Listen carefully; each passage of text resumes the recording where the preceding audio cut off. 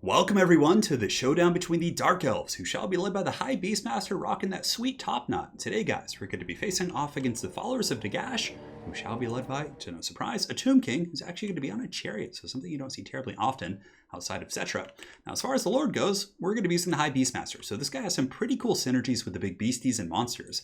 As you would probably expect, he does have the Whiplash ability, so you can cast this on your Hydras, your Charybdis, your Black Dragon, and it's going to give these bad boys a charge bonus of 18%, 50% weapon damage, charge speed, armor piercing damage. You cast that on a Hydra or a big monster in a clutch moment when it's fighting an enemy monster like a Tomb Scorpion or a Necrosphinx. They're going to get pretty steroided up and do some sweet damage. So we do have the High Beastmaster on a chariot here, and he is going to be teamed up with two groups of these Scourge Hunter chariots, which I think are pretty good against Tomb Kings. They can kite and a Hekara horseman with 80 armor. They're pretty durable. They have anti-large armor piercing, which against Tomb Kings is great. They can shoot at Ushapti Grapos. They can shoot at Sepulchral Stalkers, Tomb Scorpions, Khemrian War Sphinxes, you name it. These bad boys can certainly do some work, and certainly one of the stronger units on the Dark Elf roster. Now for the rest of the forces here, it's going to be some Corsairs in the front, so I wanted to kind of stay in theme a little bit and having a kind of a Corsair, a beast-led army, but nonetheless, I think the Corsairs aren't bad against Tomb Kings. With 80 armor, they're going to be durable against most of the Tomb King's non-construct units. Tomb Guard, Skeleton Warriors, Hekara Horsemen, Skeleton Horsemen, all the stuff like this. And they also have a bonus for his infantry. Granted, in this matchup, it's not going to be so good because King came in with a wild build. Here in the back, he's got two Hex Wraiths, Horsemen, Sepulchral Stalkers, double Tomb Scorpion with his Lord here on the far side. It's a pretty crunk build, to say the least.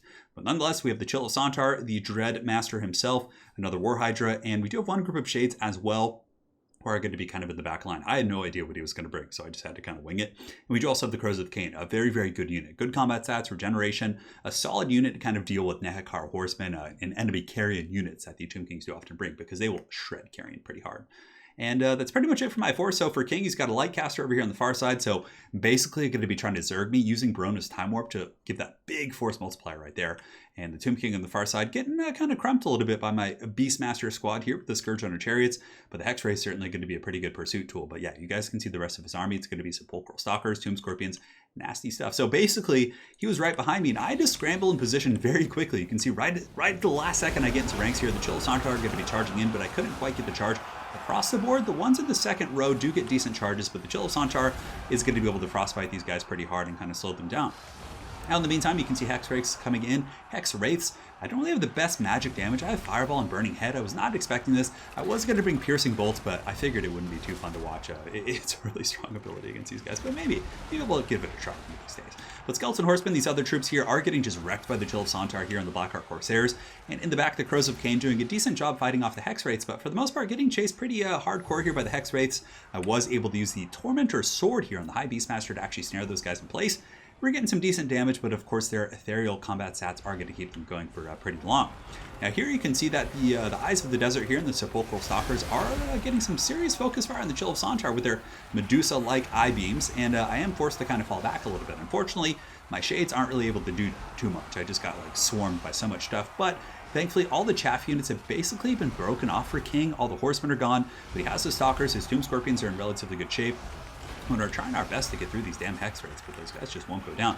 Now the Hydras are getting in there. The Beastmaster is going to be coming in to help them out as well. I do not believe the Chill of Sontar does do magic damage, and I don't really have breathing room to get good breath attacks. Granted, the breath attacks might be okay against Hex Wraiths and things like that, but I believe I was trying to get one right there. Now on the far side, Hex Wraiths again chasing down the Scourge Hunter chariots, but I'm just kiting them, and I mean, eventually we will get them down, and they have good AP, but you can see what I'm saying. It's really hard to take out Scourge Hunter chariots. The fact that they're so fast at 84 speed just makes them so good at kiting things. Now we have a pretty good pit fight right here. One of my Hydras, the Chill of Sontar, taking a bit of work. Fireball coming downtown for my Sorceress, able to take out a couple of those guys. And it looks like Hydras are doing a really good job beating down the Tomb Scorpions. And that's something they can certainly outvalue. Granted, Hydras do cost quite a bit more than Tomb Scorpions, but I think they're actually good in the regular Tomb Kings matchup. Even if they have Ushapti Grapos or Bone Giants, with their regeneration and careful micromanagement, you can usually keep them alive. So anyways, King going for a very heavy focus fire with the Sepulchral Stalkers, getting a bit of work here on the Chill of Sontar, but alas, this Dread Beast is not going to be going quietly into the night, as he does get the Many Heads proc, so he is able to kind of get that back online here. And you can see the Hydras, I did have the Whiplash on him a moment ago, and he was able to just whoop on this Tomb King. So the Tomb King's in a bit of trouble here. He's going to be kind of running for the hills as a Corsair just gets punted over that Tomb King right there, which is quite hilarious. And the Hex Wraiths are finally going down, but not before they cause huge disarray in my lines. The Shades and the Corsair units are pretty much all in the trash can right now, and it's going to be my 2 Hydras and the Chariots basically facing off against this huge battalion here of these Sepulchral Stalkers. So quite scary.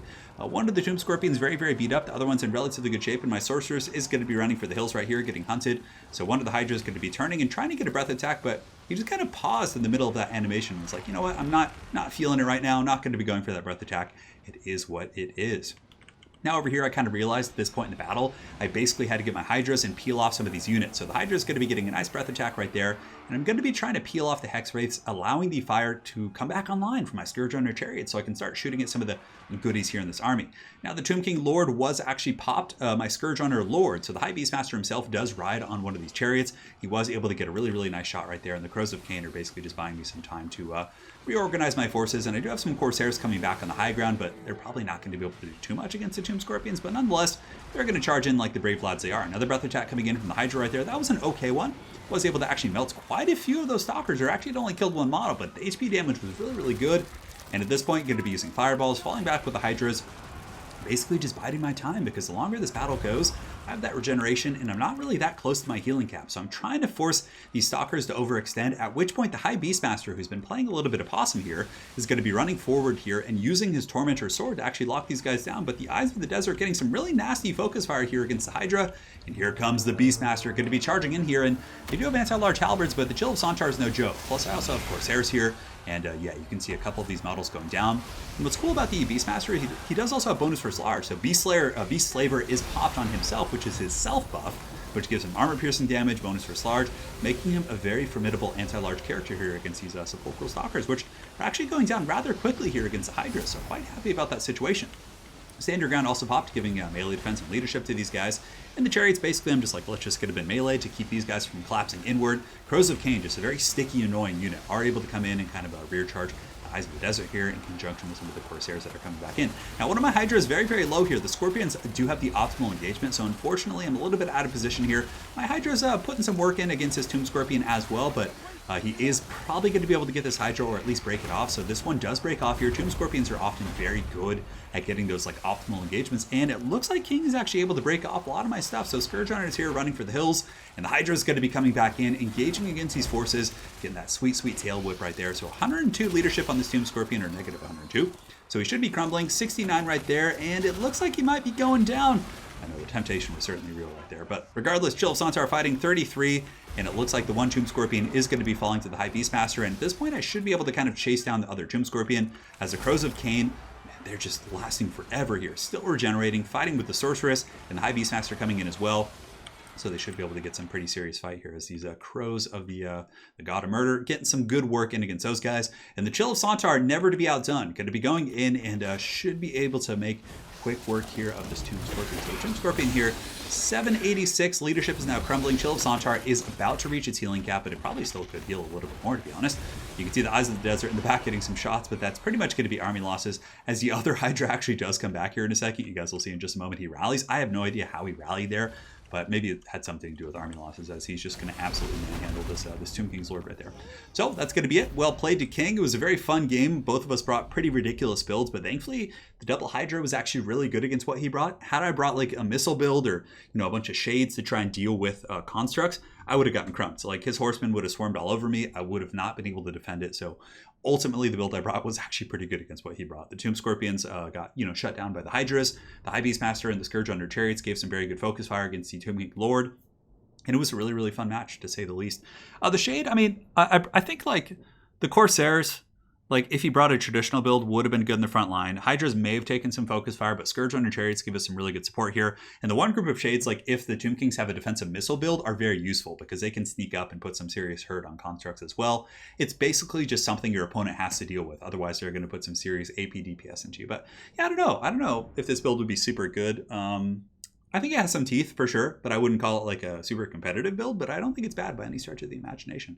And yeah, King's build, obviously, he was having a fun time doing the Followers of Nagash thematic build there, but yeah, it was pretty wild. I was expecting Arkan when he picked Followers, but I was a little bit disappointed to see that Chim King there, just all sad and, looking at him just getting run over by those chariots and things like that there. So anyways, well played King. Make sure to check out his Twitch channel if you're interested, and hopefully you guys enjoyed these Dark Elves facing off against the Followers of Nagash.